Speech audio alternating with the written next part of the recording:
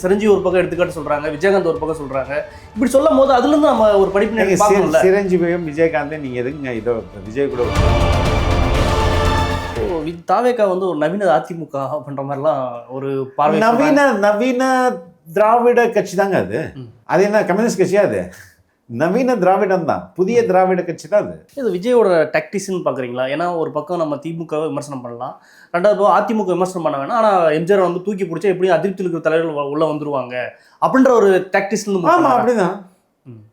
எங்க எல்லாருமே வந்து அப்படிதானே யோசிப்பாங்க.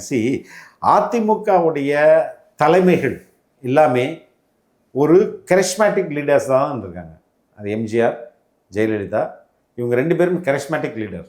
ஆனால் கட்சின்றது ஒரு ஒரு ஒரு தனிநபருக்கு மட்டும் அதிகாரம் குவியும் போது கட்சி அடுத்துக்கடுத்து நகரம் போயிடுதுல்ல. ஏங்க இப்போ கட்சியே விஜய் தாங்க. விஜய் தான் கட்சியும் எல்லாமே அவர் தான். ஜெயலலிதா இருக்கும்போது அப்படி இருக்கும்போது கட்சி இன்னைக்கு என்ன நிலைமையா இருக்கு? ஒரு ஓய்வு நிலையில் இருக்குல்ல, அதே மாதிரி ஆயிடும். இன்னைக்கு உள்ள விஷயத்த பேசுவோம்.